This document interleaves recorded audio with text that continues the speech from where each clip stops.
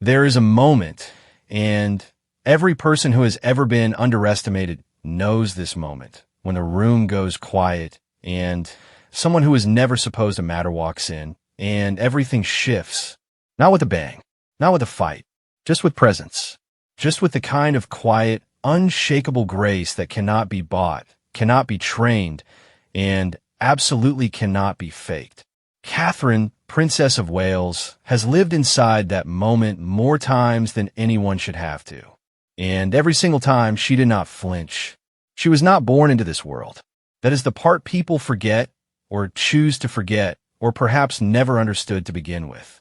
Catherine Elizabeth Middleton came from good, solid English stock, the kind of family that built something with their hands and their heads, where manners were real and dinner was eaten together, and the word entitlement was not a concept anyone discussed because nobody in the house had any.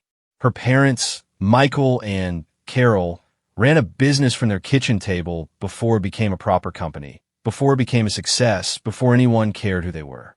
They packed party bags and printed birthday cards and watched their children grow up in a house full of laughter and expectation, the right kind of expectation, the kind that says you will work hard, you will be kind, and you will not embarrass anyone.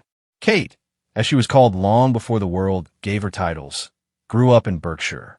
She played field hockey. She was a decent student. She was not flashy. She was not the kind of girl who needed to be the loudest in the room, because she never needed the room to look at her. She was, in the best possible sense, grounded. She went to Marlborough College on a scholarship and later to St. Andrews University in Scotland. And it was there, of course, that everything changed. She met a boy. The boy happened to be the future king of England. And what seemed to the outside world like a fairy tale beginning was actually the beginning of something much harder and far more complicated than any fairy tale has ever had the courage to tell. The British press began watching her almost immediately. This is not a metaphor. This is a documented, uncomfortable, relentless fact. Photographers followed her to her morning runs. Cameras appeared outside the flat she shared with friends. Tabloids printed photographs of her in university corridors, at charity events, walking to class. She was not royalty yet. She held no title. She had done nothing except fall in love with a prince. And for that, she was hunted. She was in her early 20s. Think about that. Think about being 22 years old and having your photograph taken without your consent every single day of your life. Think about picking up a newspaper and reading speculation about your body, your intentions, your family's social climbing, your suitability. Think about being described repeatedly and casually as Weighty Katie, a nickname the British press coined because she and William had not yet announced an engagement, as if her entire worth as a human being existed only in relation to whether a man had decided to marry her yet. She said nothing. She kept running in the mornings. She kept attending charity events. She kept showing up quietly and consistently, doing the work that nobody photographed because it was not dramatic enough to sell papers.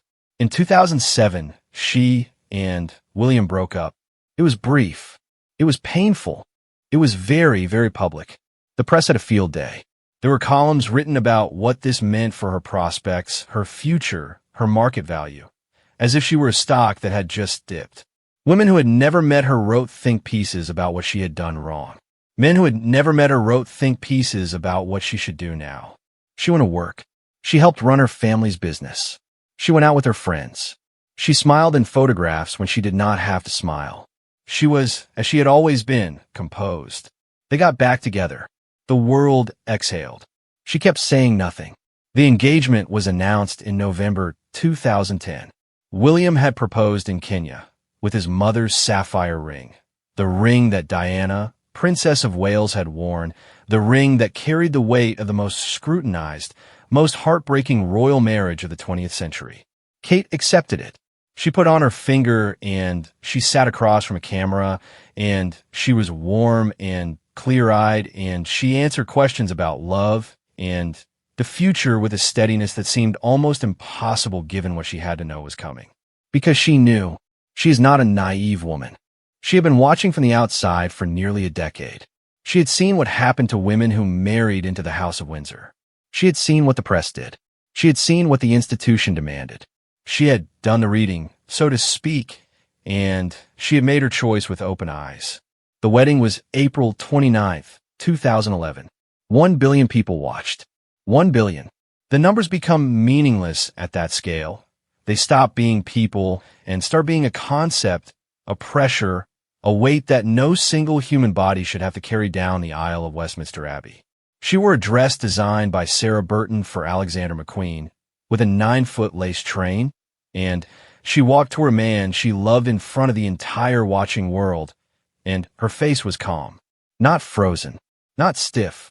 Calm in the way that people who have genuinely made peace with something are calm. Calm in the way that only happens when you have already done the hardest part inside yourself, privately, long before anyone was looking. She became Catherine, Duchess of Cambridge, and the establishment looked at her and smiled and began, very quietly, to test her. The testing was not always obvious. Some of it was institutional, the protocols, the rules, the centuries of unwritten expectations that no handbook explains and no mentor fully prepares you for. There are ways things are done in the royal family that have nothing to do with logic and everything to do with tradition, and tradition in that world is not a suggestion. It is a wall, and the wall does not explain itself. You simply learn to navigate it, or you run yourself bloody against it. Some of the testing was more personal. There were members of the royal household, staff, courtiers, advisors, the quiet army of people who run the machinery of monarchy, who watched the new Duchess with something that was not quite hostility, but was not warmth either. She was an outsider. She was a commoner in the technical sense, which in that world carries more weight than people outside it appreciate. Her family was new money, trade money, party bag money, and some of the people around her made sure she understood, in the particular English way that is all implication and no statement, that this was noted. She learned the protocols. She studied the histories. She showed up to every engagement prepared, informed, and present. She remembered names. She remembered details. She sat with children in hospitals and with veterans in care homes and with volunteers in community centers, and she was not performing care. She was exercising it, the way a person exercises a muscle they have been building quietly for years. She had her first child in 2013. George, the future king, her son, born into a weight that no newborn should have to carry, and could not yet understand. She walked out of the Lindo wing of St. Mary's Hospital hours after giving birth, standing in heels, wearing a polka dot dress, holding her baby in front of hundreds of photographers, and she smiled. Every woman who has ever given birth knows what those first hours feel like. She did it in front of the world. Charlotte followed in 2015. Louis in 2018. 3 children. 3 more negotiations with the press, with the palace, with the impossible balancing act of raising human beings who are simultaneously private people and public symbols. Through all of it, she kept running in the mornings. She kept painting. She kept working on her early years project, the initiative she had built herself, genuinely, from a conviction that the first 5 years of a child's life shape everything that follows. She commissioned research. She launched campaigns. She got down on the floor and played with children in nurseries and did not look like a politician visiting for a photograph. She looked like a person who meant it. The whispers continued. They were always there underneath the surface, carried by people who should have known better, and some who did know better and did it anyway. She was too thin. She was too polished. She was not warm enough, or too warm, or performing warmth. Her mother had been photographed chewing gum at a royal event once. The early years of tabloid archaeology, when everything about anyone she loved became ammunition. She said nothing, not because she was weak, not because she had nothing to say, because she had already decided, long before the ring and the wedding and the billion watching eyes, that her answer to all of it would not be words. It would be work. It would be presence. It would be the steady, accumulating evidence of a life lived with purpose and dignity until the whispers ran out of oxygen and simply stopped. She was building something. She had been building it for years, and she was not done, not even close. There is something that happens to people who survive long enough in an environment that was not built for them. They either break or they build something inside themselves that is harder and quieter and more permanent than anything the environment ever threw at them. Catherine did not break. She built. And by the time the world began to truly understand what she had made of herself, she had been building it in near total silence for more than a decade. The years between her wedding and the world's first real reckoning with who she was unfolded in a particular rhythm. She had children. She buried herself in charitable work. She navigated the invisible architecture of royal life with a discipline that was rarely discussed because discipline is not a headline. Discipline does not photograph well. Discipline does not trend. What trends is drama, and Kate refused stubbornly and consistently to provide any. The press tried to manufacture it anyway. There were years of stories about her relationship with Meghan Markle, who married Prince Harry in 2018. The tabloids were hungry for conflict between the two women, hungry in the way that British tabloids have always been hungry for women to perform hostility toward each other, because that story is easy and it sells and it requires no actual journalism. The reports oscillated between depicting Kate as the cold, unwelcoming establishment insider and Meghan as the interloper, then reversed it, then contradicted themselves entirely depending on the week and the wind direction. Neither woman could control the narrative. Both were flattened by it. What is documented? What is real? When Harry and Meghan chose to step back from royal duties in 2020 and eventually left the country, the fallout was enormous. It was institutional. It was personal. It was publicly devastating in ways that resonated across the Commonwealth and beyond.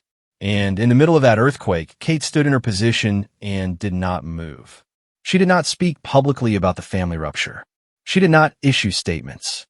She did not brief journalists. She absorbed whatever private pain the situation contained, and she showed up the following Monday and the Monday after that to work. The work was not glamorous. This is the part that gets lost in the photographs of state banquets and garden parties and carefully arranged portraits. The early years project she had built from genuine conviction required constant effort. Briefings with researchers, meetings with policymakers, visits to early childhood settings across the country where she sat in small plastic chairs and talked to practitioners and listened, really listened, with the focused attention of someone who genuinely intends to use the information. She did not parachute in for a photo and leave. She came back. She followed up. She remembered the names of the social workers and the nursery teachers and the community health visitors. She asked them the right questions because she had done the reading. In 2021 and 2022, as the world slowly emerged from the fog of the pandemic and the royal family began navigating the aftermath of Harry and Meghan's Oprah interview, which had detonated across global media like a controlled explosion with shrapnel landing in every direction, Kate continued to move forward. The interview raised questions about the institution she had joined. It raised questions about race, about mental health support, about whether the palace was capable of protecting the people inside it. These were serious questions. They deserved serious engagement. Kate did not engage with them publicly. She could not in any way that would satisfy people looking for a response, because anything she said would have been weaponized by one side or another in a conflict that had no clean resolution. What she did instead was double down on the visibility of her mental health work. She had been associated with the Heads Together campaign since 2016, a joint initiative with William and Harry that had spent years trying to destigmatize conversations about mental health in Britain. In the aftermath of the Oprah interview, in the middle of a global conversation about what it means to struggle and not be heard, the work Kate had been doing quietly for years suddenly had a different weight. She had been saying, long before it was politically necessary to say it, that mental health matters and that suffering should not be hidden. She had been visiting psychiatric wards and speaking to people in crisis and asking hard questions about how services were failing vulnerable people. The work was real. It had been real before it became relevant to a narrative she had no control over. Queen Elizabeth II died on September 8, 2022. Everything changed, not in a dramatic, sudden way. The change that followed Elizabeth's death was not explosive, but tectonic, the deep, slow shift of plates beneath the surface that eventually reshapes everything above it. William became Prince of Wales overnight. Kate became Princess of Wales.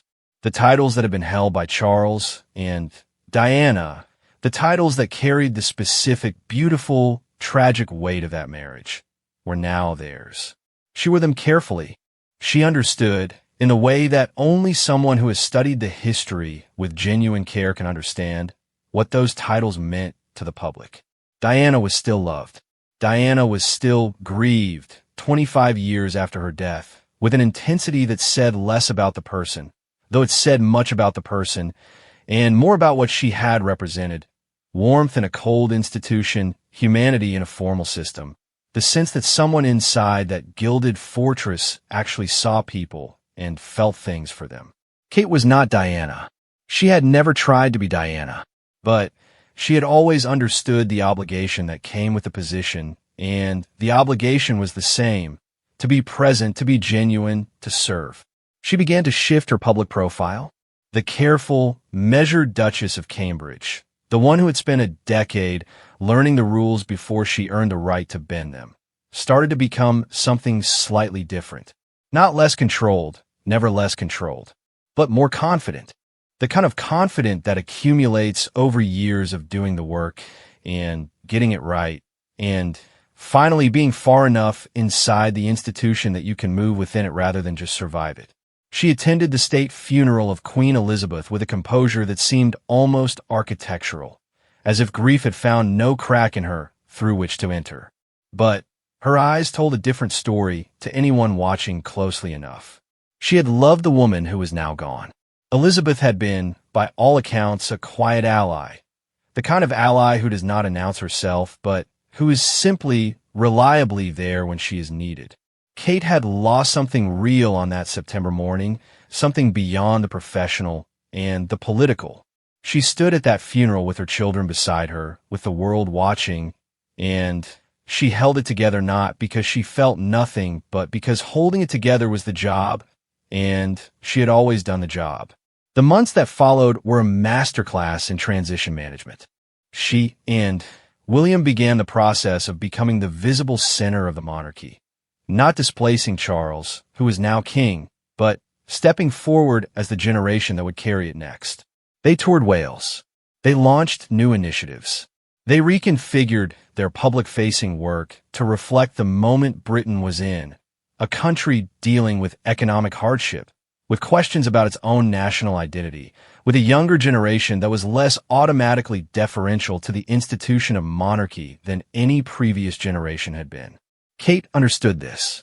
She understood that the monarchy's survival depended not on pageantry, though pageantry has its function, but on relevance, on the sense, felt in communities across the country, that these people in their palaces and their privilege actually understood what ordinary life looked like and actually cared what happened to it. She had spent a decade building the evidence that she did.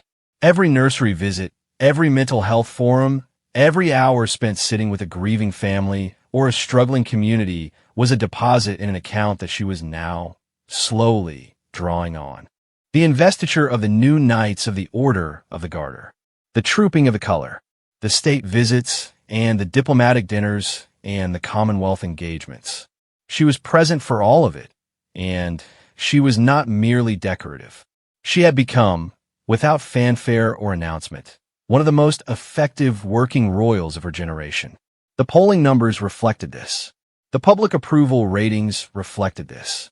And, more importantly, the experience of the people who actually met her, who shook her hand at a hospice opening or sat across from her at a round table about food poverty, reflected this in a way that polling numbers cannot fully capture. She was the real thing. And the institution that had once looked at her sideways, that had carried its quiet doubt about the party bag girl from Berkshire, began to understand this.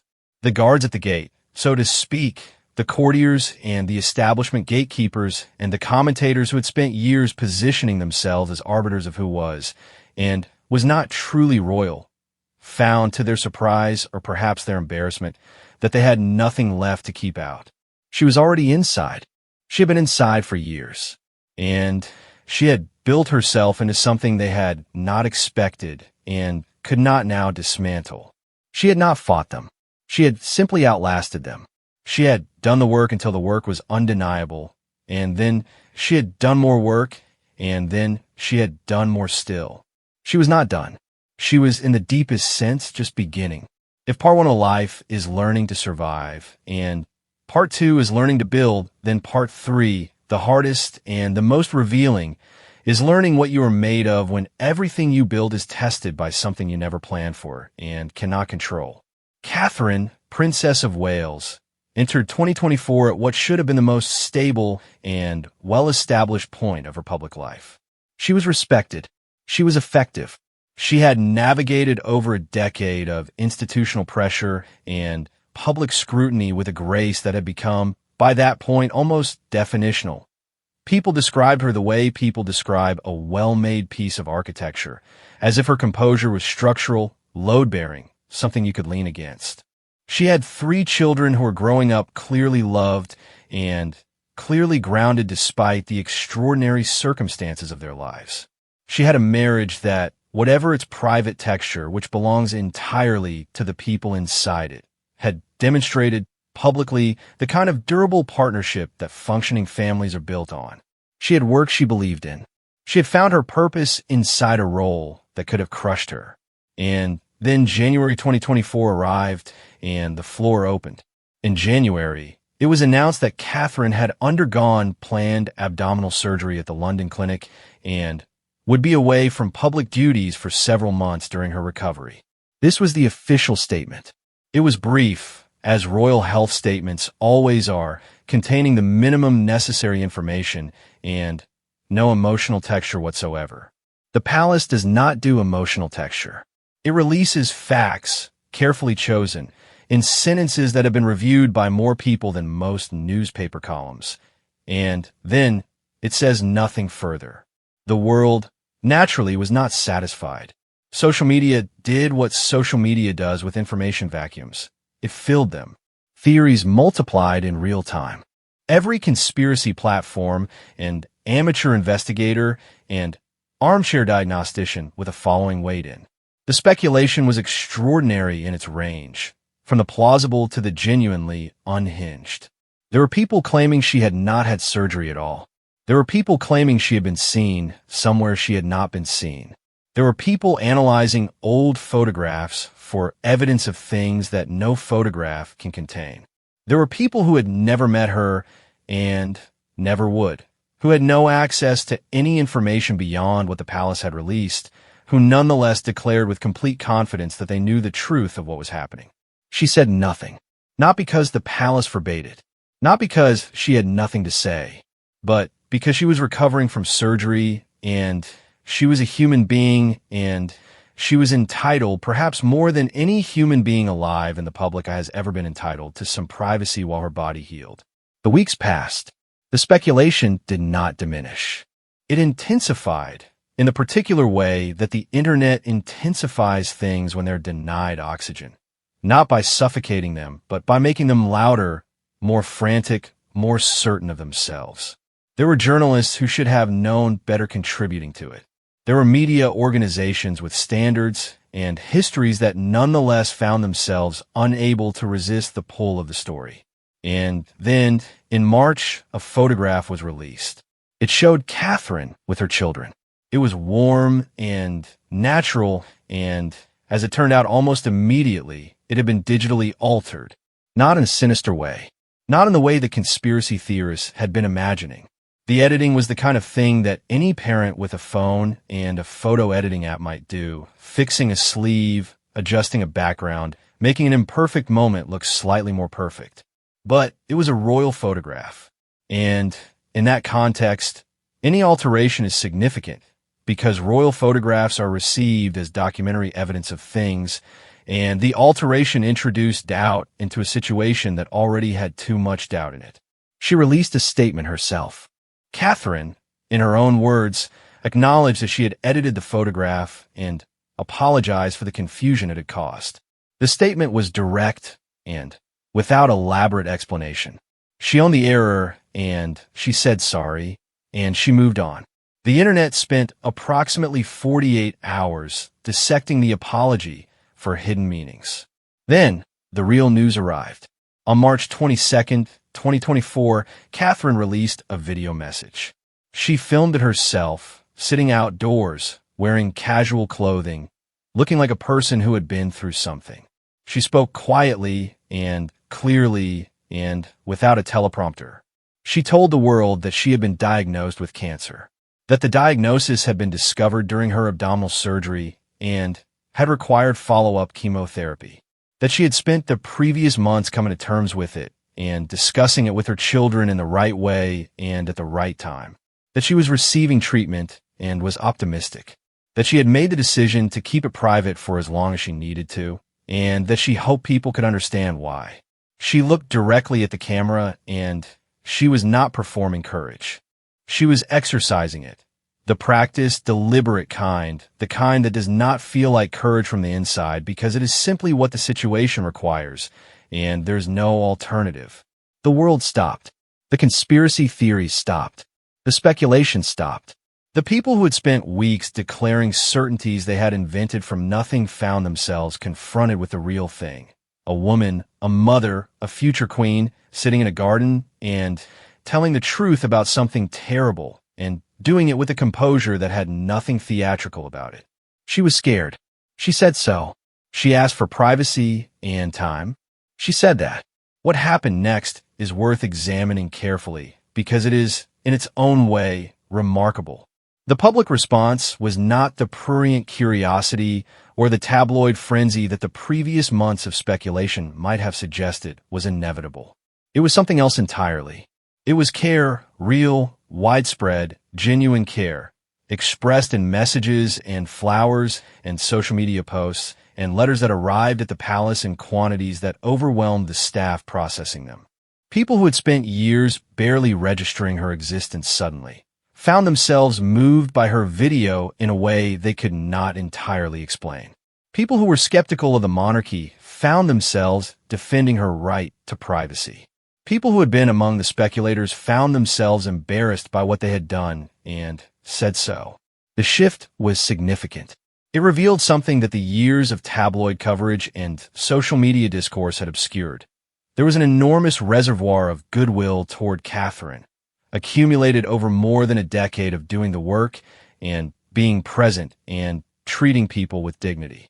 It had been sitting there, quiet and undemonstrative, the way goodwill tends to sit until it is needed. When it was needed, it showed up. She went through her chemotherapy. She was absent from public engagements for months, the longest absence of her public life. She was photographed occasionally, in glimpses that were clearly sanctioned, showing her living her life. At a farm shop with her family, at a tennis event, being a person in the world rather than a symbol arranged for public consumption. The glimpses were carefully managed, but they were also clearly real. She was thin. She was tired in the way that cancer treatment makes a person tired. And she kept going. She completed her chemotherapy in September 2024.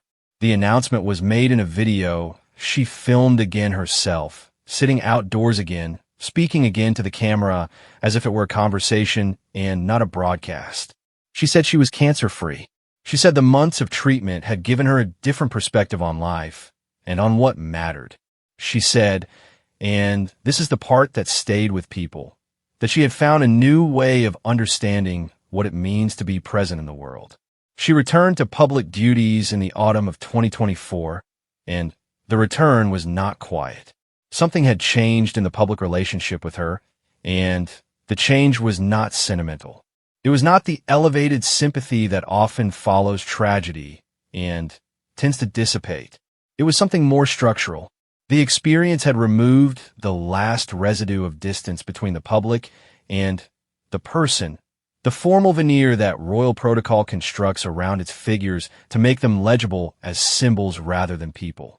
She had stepped through that veneer, not by choice exactly, but by necessity, and what was on the other side of it was a woman of considerable substance and remarkable resilience. The courtiers who had once watched her sideways, who had once measured the party bag girl for Berkshire against the centuries of inherited tradition she was stepping into, watched her now, without their measuring instruments. There was nothing left to measure.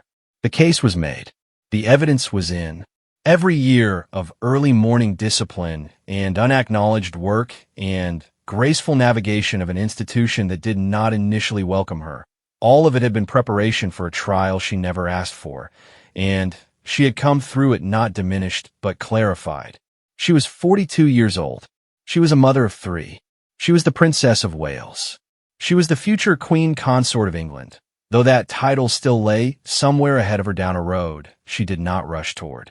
And she was, as she had always been, in the process of becoming, not finished, not arrived at some final version of herself, but moving forward with the quiet, purposeful momentum of a person who has decided what kind of life they want to live and is living it.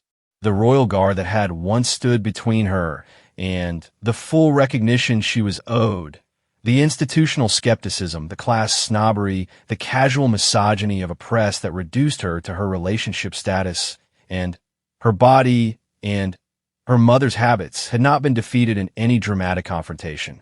It had simply been made irrelevant.